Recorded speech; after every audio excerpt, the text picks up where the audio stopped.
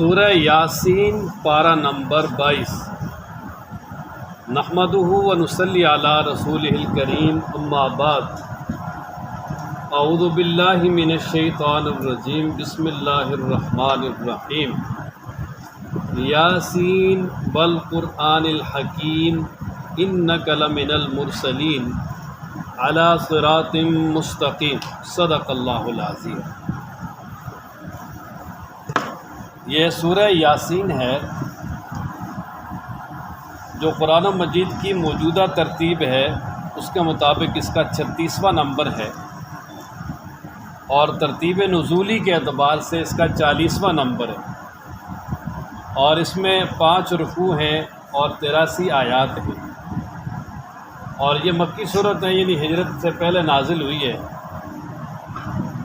اور اس سورہ مبارکہ کا نام سورہ یاسین ہے اس لیے کہ اس کا جو پہلی آیت مبارکہ ہے وہ ہے یاسین، اسی نسبت سے اس کا نام سورہ یاسین ہے۔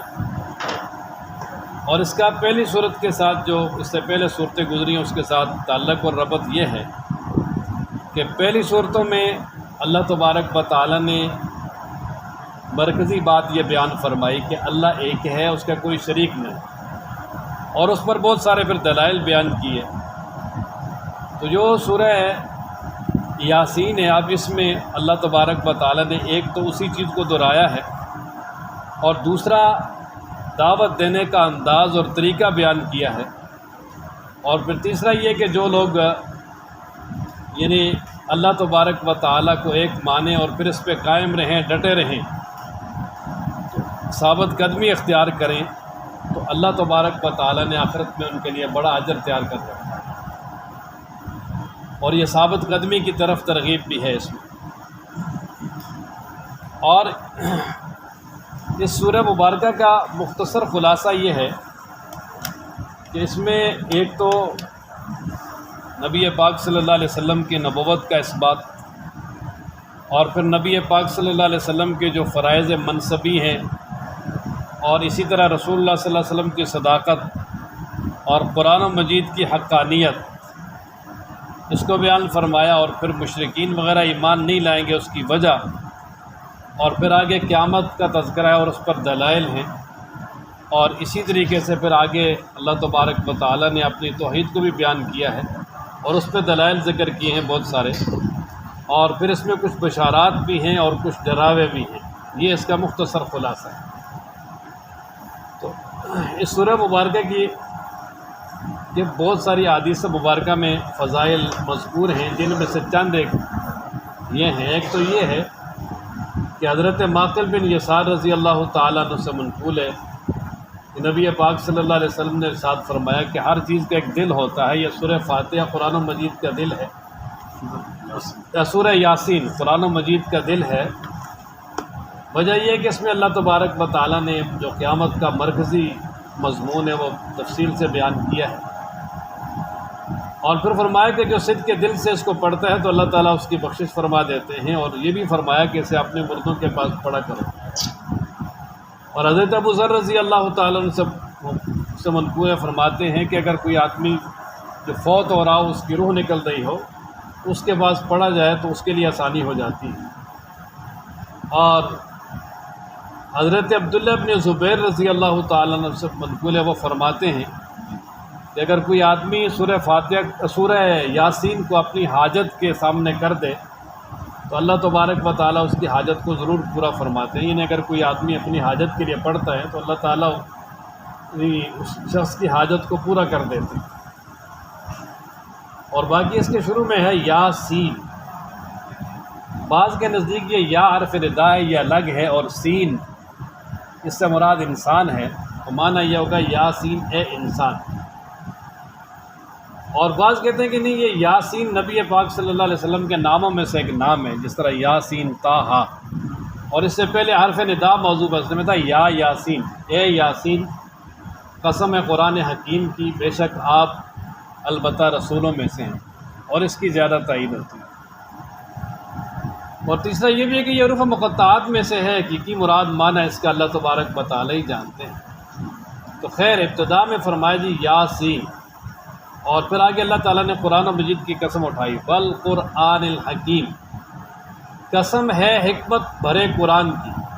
یعنی وہ قرآن مجید کے جس کو اللہ تبارک و تعالیٰ نے نازل کیا۔ فرمایا کہ اس قرآن کی قسم، یہ واو قسمیہ ہے، انکا بے شک آپ لب من المرسلین، البتہ تحقیق رسولوں میں سے ہیں۔ یہاں پر ایک تو انا تاکید لگائی اور دوسرا لا، یہ لام بھی تاکید کے لیے۔ تو اللہ تعالیٰ نے پہلے قرآن مجید کی قسم اٹھائی اور قسم اٹھانے کے بعد پھر تاکیدیں لگا کے فرمایا کہ انکا بے شک آپ لمن المرسلین، البتہ رسولوں میں سے ہے، یعنی یقینی بات ہے کہ آپ اللہ کے رسول ہیں۔ اور یہ جو اللہ تبارک و تعالیٰ اشیاء کی قسم اٹھاتے ہیں، یہ ایک طرح کا استشہاد ہوتا ہے۔ وہ اس طرح کہ اللہ تعالیٰ فرماتے ہیں قسم قرآن حکیم کی، یعنی یہ جو قرآن حکیم ہے یہ شاہد ہے اس بات پر کہ آپ اللہ کے رسول ہیں، کیونکہ قرآن مجید کی وحی نازل ہونے سے پہلے نہ آپ نے کسی سے پڑھا، نہ آپ نے کسی سے لکھنا سیکھا، نہ آپ کسی مکتب میں گئے اور نہ ہی آپ کسی دنیا کی درسگاہ میں گئے، لیکن اللہ تبارک و تعالیٰ کا کرم ہے کہ اللہ نے یہ آپ کو اتنا فصیح قرآن دیا جسے آپ لوگوں کو سنا رہے ہیں۔ تو یہ واضح اس بات کی نشانی ہے کہ آپ اللہ کے رسول ہیں، وگرنہ کیونکہ اللہ تبارک و تعالیٰ جو ہے وہ اپنے رسولوں کو خود جو ہے اپنے پاس سے سکھاتے ہیں، وحی کے ذریعے سکھاتے ہیں۔ اللہ کا رسول کسی کا شاگرد نہیں ہوتا۔ تو یہ اتنا بڑا قرآن و مجید جو فصیح ترین ہے، آپ دنیا والوں کو سنا رہے ہیں، تو یہ اس بات کی واضح دلیل اور شہادت ہے کہ آپ اللہ کے رسول ہیں۔ اور جب آپ اللہ کے رسول ہیں تو اعلیٰ صراط مستقیم، پھر سیدھے راستے پر ہیں، کیونکہ صراط مستقیم جو ہے وہ سیدھے راستہ وہ صرف رسولوں کے پاس ہوتا ہے۔ اللہ تعالیٰ اپنے رسولوں کو سیدھا راستہ عطا کرتے ہیں اور وہ پوری دنیا کو جو ہے وہ سیدھے راستے کی طرف بلاتے ہیں۔ تنزیل العزیز الرحیم، اب اس میں قرآن و مجید کی حقانیت کو بھی بیان کر دیا، اور کیونکہ مشرکین یہ کہتے تھے کہ آپ اللہ کے رسول نہیں ہیں اور یہ قرآن و مجید اللہ کی طرف سے نازل کردہ نہیں ہے بلکہ آپ خود بنا کے سناتے ہیں، تو اللہ تعالیٰ نے فرمایا کہ تنزیل العزیز الرحیم، کہ یہ قرآن و مجید جو ہے یہ اتارا ہوا ہے اس اللہ کا جو غالب ہے، رحم کرنے والا ہے۔ غالب ہے یعنی اس کا حکم ماننا ضروری ہے، یہ کسی عام آدمی کا حکم نہیں ہے، کسی کمزور کا کہ جس کا دل چاہے مانے، جس کا نہ چاہے نہ مانے۔ فرمایا العزیز، یہ غالب کا حکم ہے، اسے ماننا ضروری ہے۔ الرحیم، اور یہ اس رب کا حکم ہے جو رحیم بھی ہے، کہ سب سے غالب بھی ہے اور رحیم بھی ہے، کہ یہ اس کی رحمت کا تقاضا ہے کہ اللہ تعالیٰ نے دنیا والوں کو، انسانوں کو یہ قرآن دیا اور راہ ہدایت دی، اور پھر اس راہ ہدایت کی رہنمائی کے لیے اللہ تبارک و تعالیٰ نے انبیاء علیہ الصلاۃ والسلام کا سلسلہ جاری فرمایا۔ اچھا، یہ قرآن کیوں دیا؟ فرمایا لِتُنذِرَ قَوْمًا مَّا أُنذِرَ آبَاؤُهُمْ فَهُمْ غَافِلُونَ، کہ تاکہ آپ اس قوم کو اللہ کا پیغام سنائیں، ڈر سنائیں کہ جن کے آباء و اجداد کو نہیں ڈرایا گیا، یعنی جن کے آباء و اجداد کے پاس اللہ کی طرف سے رسول نہیں آئے۔ اصل میں حضرت سیدنا ابراہیم علیہ السلام، ان کے ایک بیٹے اسحاق علیہ السلام، ان کے بیٹے یعقوب علیہ السلام، یعقوب علیہ السلام کے 12 بیٹے جن میں سے یوسف علیہ السلام، ساری بنی اسرائیل جو ہے انہی کی اولاد میں سے ہے۔ تو اس بنی اسرائیل میں تقریباً 4000 سے زائد انبیاء ہیں، ادھر یہ ہے۔ لیکن دوسری طرف نبی حضرت ابراہیم علیہ السلام کے بیٹے سیدنا اسماعیل علیہ السلام، اور اسماعیل علیہ السلام کی لڑی میں ہے آخر زماں پیغمبر جناب نبی پاک صلی اللہ علیہ وسلم۔ تو اسماعیل علیہ السلام اور نبی پاک صلی اللہ علیہ وسلم کے درمیان کوئی نبی نہیں ہے، کوئی رسول نہیں ہے عربوں کی طرف۔ بعض نے لکھا ہے کہ یہ حضرت شعیب علیہ السلام یہ عربوں کے رسول ہیں۔ اس میں تو کوئی شک نہیں کہ بنی اسرائیل کے نہیں ہیں، کیونکہ ابراہیم علیہ السلام کی ایک تیسری بیوی تھی جن کا نام قطورہ تھا، ان سے ان کے 3 بیٹے تھے، مدین، مدائن اور قیدار۔ مدین، مدائن، قیدار، تو یہ حضرت مدین کی اولاد میں سے تھے، قوم مدین کی طرف ہی تھے اور ان کی اولاد میں سے تھے، یعنی یہ بھی قریش میں یا اسماعیل علیہ السلام کی اولاد میں سے نہیں تھے۔ اسماعیل علیہ السلام کی جو اولاد ہے یعنی قریش، ان کی طرف کوئی رسول نہیں آیا۔ یہ اسماعیل علیہ السلام کے بعد ملت ابراہیمی پہ قائم رہے، یعنی ان کے اندر شرک نہیں تھا، رسومات، بدعات کچھ بھی نہیں تھا، صحیح ملت ابراہیمی جو توحید والا دین تھا، یہ عرب اس پہ قائم تھے۔ لیکن ان میں ایک بدبخت آدمی پیدا ہوا جس کا نام تھا عمرو ابن لحی. وہ تاجر تھا، یہ ہندوستان وغیرہ اس طرف آیا اور یہاں سے وہ بت وغیرہ لے کر گیا، اور وہاں پھر عرب کے اندر جو ہے نا وہ بت پرستی کا کو سب سے پہلے رواج دینے والا عمرو ابن لحی تھا. اور پھر وہ ساتھ جب ادھر روم کی طرف جاتا تھا تو عیسائیوں میں بھی شرک تھا کہ وہ عیسیٰ علیہ السلام کو پوجتے تھے، یہودیوں میں بھی شرک تھا، تو وہ سارا شرک جمع کر کے جو ہے نا وہ عرب میں لے آیا. تو یہاں شرک کی بنیاد ڈالنے والا قریش میں عامر ابن لحی ہے، اور پھر اس قریش کے اندر جو ہے نا وہ شرک بہت زیادہ رواج پا گیا، اتنا رواج کہ بھئی وہ بیت اللہ کے اندر انہوں نے 360 بت رکھ لیے. اور پھر اس شرک کو ختم کرنے کے لیے اللہ تبارک و تعالیٰ نے رسول اللہ صلی اللہ علیہ وسلم کو مبعوث فرمایا. یہ اتنے بڑے فاصلے کے بعد اس لیے فرمایا نا کہ لتنذرا، تاکہ آپ ڈرائیں قوما اس قوم کو ما انذرا کہ نہیں ڈرایا گیا آباؤہم ان کے آبا و اجداد کو، فہم بس وہ غافلون غافل ہیں، یعنی وہ غفلت میں پڑے ہوئے ہیں، دنیا کے رسومات میں شرک کے اندر جو ہے وہ شرک ان کے جسموں کے اندر رچ بس گیا ہے، اور دنیا کے اندر وہ اتنے غافل ہیں کہ آخرت کی توجہ ہی نہیں ہے. اس لیے آپ کو اللہ تعالیٰ نے مبعوث کیا تاکہ آپ ان کو اللہ کا پیغام سنائیں. اور پھر کچھ کفار ایسے تھے کہ جن کے دلوں پر ان کی نافرمانیوں اور دین دشمنی کی وجہ سے مہر لگ چکی تھی، جس کو مہر جباریت کہتے ہیں. مہر سے مراد یعنی سیل، اللہ تعالیٰ نے ان کے دلوں کو سیل کیا ہوا تھا، ان کے اندر کوئی خیر نہیں جا سکتی. ان میں جس طرح کہ ابو جہل، ابو لہب، عتبہ، شیبہ، ولید بن مغیرہ، عاص بن وائل، یہ جو اس طرح کے بڑے بڑے کفار کے سرغنے تھے، وہ ایمان نہیں لائیں گے، اس لیے کہ ان کے اندر تو ایک تو یہ تھا کہ ایمان کی طرف توجہ نہیں تھی، پھر تکبر تھا، غرور تھا، اور دین دشمنی تھی. اس لیے اللہ تبارک و تعالیٰ فرماتے لقد البتہ تحقیق حق القول، یہ بات ثابت ہو چکی ہے اعلیٰ اکثرہم ان میں سے اکثر پر، یعنی قریش میں سے جو اکثر ہیں، کہ فہم لا یؤمنون وہ ایمان نہیں لائیں گے. کیوں نہیں لائیں گے جی؟ انا جعلنا کہ بے شک ہم نے کر دیا ہے فی اعناقہم ان کی گردنوں میں، اعناق یہ عنق کی جمع ہے گردن، اغلالن توق، کہ یہ جو گردن ہے اس کے اندر جب وہ توق کو لپیٹا جائے، اور یا یہ کہ ہاتھوں کو بھی یہاں نیچے کر کے باندھ دیا جائے تو پھر وہ گردن اوپر ہو جاتی ہے، وہ نیچے کوئی دیکھتا ہی نہیں. تو ان کے گلوں میں بھی فرمایا کہ گردنوں میں توق ڈال دی ہیں، جس کی وجہ سے ان کی نظریں اوپر ہیں. اب وہ نہ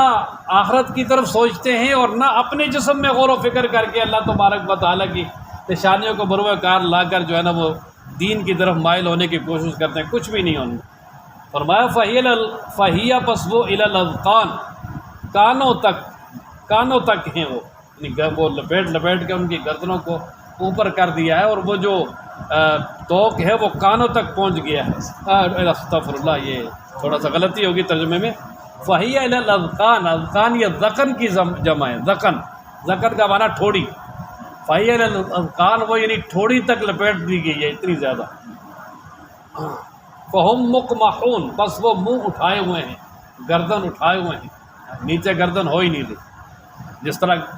وہ جو آج گردن میں کوئی تکلیف ہو نا تو وہ ڈالتے ہیں نا پٹا سا نیچے وہ، تو اس میں وہ ایسے ہی رہتے ہیں. تو بالکل وہ ہیں ہی نہیں اسی طرح وہ. اب یہ یعنی کنایا ان کے تکبر، نخوت اور اسی طرح غرور سے، کہ وہ ان میں وہ اتنا زیادہ غرور ہے، دنیا میں اتنا زیادہ انہماک ہے کہ وہ نیچے دیکھتے ہی نہیں ہیں، اپنے آپ کی طرف نظر کرتے ہی نہیں ہیں. اور پھر مزید کیا ہے؟ فرمایا وجعلنا من بین ایدیہم سدا، ہم نے کر دی ان کے ہاتھوں کے سامنے یعنی ان کے آگے بھی دیوار، ومن خلفہم اور ان کے پیچھے بھی سدا دیوار، فاغشیناہم پس ہم نے ان کو ڈھانپ دیا، ہم نے ان کو بالکل چاروں طرف سے گھیر لیا ہے. فہم لا یبصرون پس وہ نہیں دیکھیں گے، یعنی دنیا میں ہدایت حاصل کرنے کے راستے سارے ان کے لیے بند ہو گئے. ہے نا جس طرح ختم اللہ علی قلوبہم وعلی سمعہم وعلی ابصارہم غشاوہ، ان کے کانوں پہ بھی مور ہے، ان کو بھی سیل کر دیا، دل کو بھی سیل کر دیا، آنکھوں کے سامنے پردہ لگا دیا. لیکن یہ سارا ان کی نافرمانیوں کی وجہ سے، ان کی نافرمانی جب انتہا کو پہنچتی تو پھر اللہ تعالیٰ وہ ساری وہ چھین لیتے ہیں. اچھا اب یہ کہ اللہ فرماتے ہیں ہم نے ان کے آگے بھی جو ہے وہ دیوار لگا دی. آگے کا مطلب یہ ہے کہ ان کے سامنے اللہ کی وحدانیت کے دلائل اور اسی طرح قیامت کے بارے میں بڑے واضح دلائل ارشادات سب کچھ ہوگا. اس کو دیکھ کر بھی وہ جو ہے نا نصیحت حاصل نہیں کریں گے. اور ان کے پیچھے بھی پردہ لگا دی، یعنی پہلی قوموں کے واقعات سن کے، پہلی قوموں کے جی کیا واقعات، جو ظاہر ان کے سامنے واقعات بھی پہلی قوموں کے قرآن مجید نے بیان کیے، تو وہ کہتے تھے یہ تو پہلی قوموں کے قصے کہانیاں ہیں. تو پہلی قوموں کے جو واقعات ہیں وہ بھی سن کے ان پہ جو عذاب آیا، جو ان کو پکڑا گیا، اور وہ ساری تفصیل ان کے سامنے ہے، ان کے کھنڈرات سے بھی گزرتے ہیں، لیکن فرمایا کہ ان کو دیکھ کر بھی یہ سبق حاصل نہیں کریں. اور آگے فرمایا وَسَوَاءٌ عَلَيْهِمْ، برابر ہے ان پر، أَأَنذَرْتَهُمْ، آپ ان کو ڈرائیں، أَمْ لَمْ تُنذِرْهُمْ، یا آپ ان کو نہ ڈرائیں، لا یؤمنون، وہ ایمان نہیں لائیں. سورہ بقرہ کی آیت نمبر 6 اس کے الفاظ بھی یہی ہے نا، ان الذین کفروا، شروع میں اضافہ ہے کہ وہ لوگ جنہوں نے کفر کیا، سواء علیہم أأنذرتهم أم لم تنذرهم لا یؤمنون، بالکل وہاں بھی وہی ہے. اور اس سے مراد وہ مخصوص کافر ہیں، ورنہ تو نبی پاک صلی اللہ علیہ وسلم کی بعثت ہی ہوئی ہے تبلیغ کے لیے. لیکن رسول اللہ صلی اللہ علیہ وسلم ان کفار کو بار بار تبلیغ کر کر کے جب یہ ایمان نہ لاتے تو پریشان ہوتے. اللہ تبارک و تعالیٰ نے فرما دیا کہ بھائی ان کے بارے میں آپ پریشان نہ ہوں، آپ ان کو تبلیغ کریں نہ کریں، ایمان انہوں نے نہیں لانا، آپ اپنا کام کرتے رہیں، لیکن ان کے ایمان نہ لانے پہ پریشان نہ ہوں، کیونکہ یہ اس انتہا کو پہنچ چکے ہیں اپنے گناہوں اور تکبر اور غرور کی وجہ سے کہ اب ان کا واپس آنا ممکن ہی نہیں. اللہ اکبر. نیکی بدی کا پھر وہ امتیاز ختم ہو جاتا ہے، انسان برائی کر کے بھی بڑا فخر سے بیان کرتا ہے، خوش ہوتا ہے. یہ حالت بڑی سخت ہے. جب یہ حالت ہو، بعض دفعہ ایمان والوں میں بھی یہ حالت آ جاتی ہے. ایک بندہ اپنے آپ کو مومن کہتا ہے اور یہ کلمہ بھی پڑھتا ہے، لیکن گناہوں کی دلدل میں وہ ایسے پھنس جاتا ہے کہ وہ گناہ کر کے بھی فخر کرتا ہے. اور جب گناہ کر کے فخر کرے گا، نیکی اور برائی میں فرق نہیں ہوگا، نیکی کر کے خوشی نہیں ہوگی، گناہ کر کے پریشانی نہیں ہوگی، تو پھر وہ ایمان سے بھی نکل جاتا ہے. اس لیے کہ مشہور حدیث ہے، ایک شخص نے نبی پاک صلی اللہ علیہ وسلم سے پوچھا کہ اللہ کے محبوب، مجھے کوئی ایسی نشانی بتا دیں کہ جس سے مجھے پتہ چلتا رہے کہ میں مومن ہوں، میرے اندر ایمان ہے. تو آپ علیہ السلام نے فرمایا تھا کہ جب آپ کو آپ کی نیکی خوش کرے اور آپ کا گناہ آپ کو پریشان کرے، فرمایا فَأَنْتَ مُؤْمِنٌ، آپ مومن. لیکن جب یہ فرق ختم ہو جائے گا تو کچھ نہیں. اچھا آگے فرمایا کہ آپ جو یہ حق کا پیغام سنائیں گے یا لوگوں کو اللہ کا پیغام سنائیں گے، یا تذکیر بھی ایام اللہ، یا قیامت کے جو احوال سنا کے لوگوں کو ڈرائیں گے، اللہ کی طرف متوجہ کریں گے، تو کن کو فائدہ ہوگا؟ تو کہتے یعنی فائدہ کن کو ہوگا؟ تو فرمایا انما تنذروا، بس بے شک آپ انہیں ڈرا سکتے ہیں، آپ اللہ کا پیغام یعنی سمجھا سکتے ہیں، من ان کو اتبع ذکرا، جس نے پیروی کی ذکر کی. اس سے مراد قرآن و مجید ہے کہ جو قرآن و مجید جس نے پڑھا، سمجھا اور سمجھنے کی کوشش کی، پھر اس کو یعنی اپنی زندگی میں لانے کی کوشش کی، تو وہ شخص جو ہے نا اس سے نصیحت حاصل کرے. ایک دوسری صفت فرما وخشی الرحمن، اور وہ ڈرتا رہا اللہ تعالیٰ سے، رحمان سے، بالغیب، بن دیکھ کہ اللہ تبارک و تعالیٰ پر اس کا ایمان بالغیب اتنا پختہ ہے کہ جب بھی تنہائی میں کوئی گناہ کا ارادہ کرتا ہے تو اس کو یاد آ جاتا ہے یار میرا رب مجھے دیکھ رہا ہے. جس طرح لگا ہو نا کیمرے کی آنکھ آپ کو دیکھ رہی ہے تو انسان بڑا محتاط ہوتا ہے. وہ ایسے محتاط رہے ہر وقت گناہوں سے کہ میرا اللہ مجھے دیکھ رہا ہے، تو فرمایا وہ اس سے نصیحت حاصل کرے گا. اس کو آپ جو ہے نا وہ نصیحت کر سکتے ہیں. نصیحت تو سب کو کر سکتے ہیں، نصیحت تو کفار کو بھی کی ہے نا آپ علیہ السلام، لیکن مطلب نافع نصیحت، ایسی نصیحت کہ جس کا نفع ہوگا وہ انہی کو ہوگا. فرمایا کہ جو ایک اللہ کے ذکر قرآن کی پیروی کرنے والے ہیں اور اللہ تبارک و تعالیٰ سے بن دیکھے ڈرنے والے ہیں، اللہ کا خوف ان کے دلوں میں. تو فرمایا فبشرہ، آپ اس کو خوشخبری سنا دیں، بمغفرۃ، بخشش کی،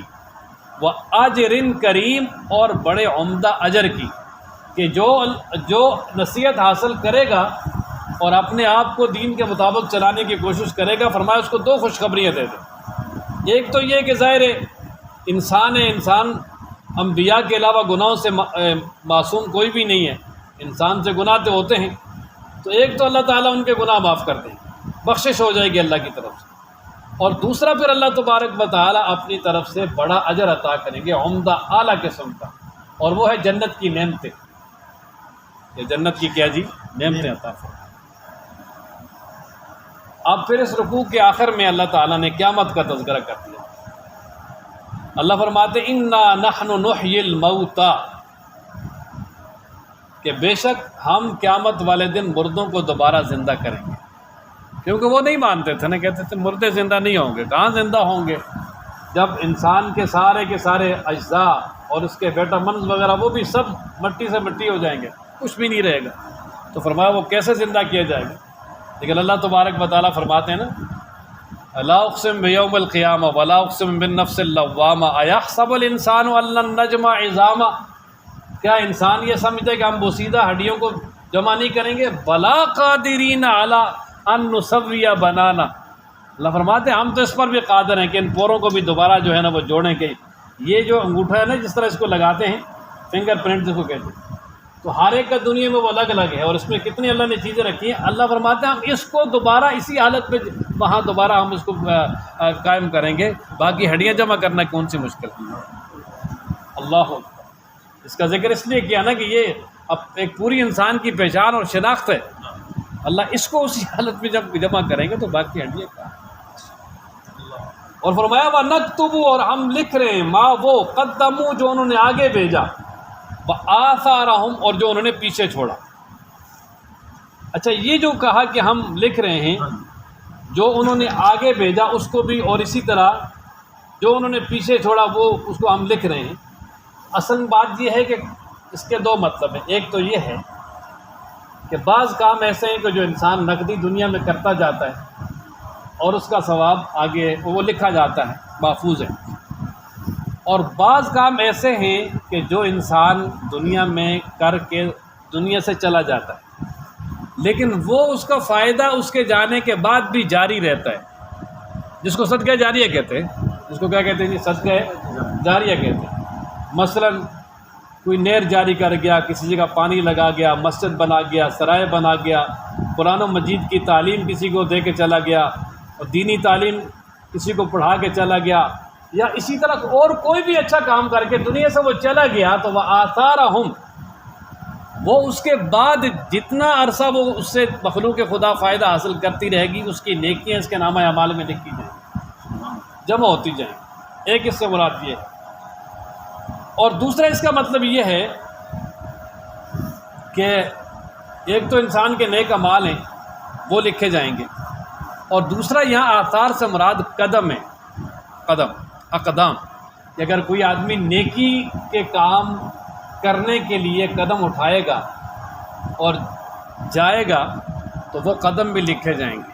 اللہ تبارک و تعالیٰ ان کو بھی لکھیں گے، اور پھر قیامت والے دن اس پہ اجر عطا کریں گے۔ اس میں ایک مشہور حدیث ہے، نبی پاک صلی اللہ تعالیٰ علیہ وآلہ وسلم کے دور میں ایک قبیلہ بنو سلمہ تھا، انہیں جب پتہ چلا کہ مسجد نبوی کے قریب کچھ پلاٹ بک رہے ہیں، تو ان کے گھر کافی دور تھے، بڑے دور تھے، اور وہ روزانہ دور سے نماز پڑھنے کے لیے آتے تھے، تو انہوں نے ارادہ کیا کہ ہم یہاں قریب پلاٹ لے لیں۔ تو نبی پاک صلی اللہ تعالیٰ علیہ وآلہ وسلم کو جب پتہ چلا تو آپ علیہ السلام نے فرمایا کہ اے بنو سلمہ مکانکم، اپنی جگہ پہ رہو، تکتب آثارکم، کہ یہ جو تمہارے قدم جو اٹھاتے ہو تم مسجد کی طرف آتے ہو، یہ بھی لکھے جاتے ہیں، یہ بھی کیا کیے جاتے ہیں؟ یہ بھی لکھے جاتے ہیں، آثار الفاظ۔ تو وہ جتنی دور سے انسان آئے گا مسجد کی طرف چل کے، ہر قدم پہ نیکی لکھی جاتی ہے، ہر قدم پہ گناہ معاف ہوتا ہے، ہر قدم پہ درجہ بلند ہوتا ہے، تو یہ فرمایا کہ وہ بھی لکھے جائیں گے، اور ایسی کتاب میں لکھے جائیں گے جس میں کوئی تبدیلی نہیں ہے، بالکل اللہ تعالیٰ نے اس کو محفوظ کیا ہوا، اس کو لوح محفوظ بھی کہتے ہیں، اور اسی کو اس کو کتاب مبین بھی کہا گیا ہے، اور امام مبین بھی کہا گیا ہے، اور اسی طرح اس کو کتاب مکنون بھی کہا گیا ہے، مکنون چھپی ہوئی جس کو کوئی دیکھ نہیں سکتا۔ فرمایا نا انا نحن، بے شک ہم، نحیی الموتى، زندہ کریں گے مردوں کو، وَنَكْتُبُ اور ہم لکھیں گے ما وہ قدموا جو انہوں نے آگے بھیجا، وَآثَارَهُمْ اور وہ جو انہوں نے پیچھے چھوڑا، جو کچھ انہوں نے کیا دنیا سے کر کے چلے گئے اس کے اثرات باقی ہیں وہ بھی لکھے جائیں گے۔ وَكُلَّ شَيْءٍ اور ہر چیز احصیناہ ہم نے اس کو محفوظ کر رکھا ہے، فی امام مبین ایک واضح کتاب میں، ایک واضح جگہ میں، اور وہ ہے لوح محفوظ۔ اور یا یہ کہ نامہ اعمال،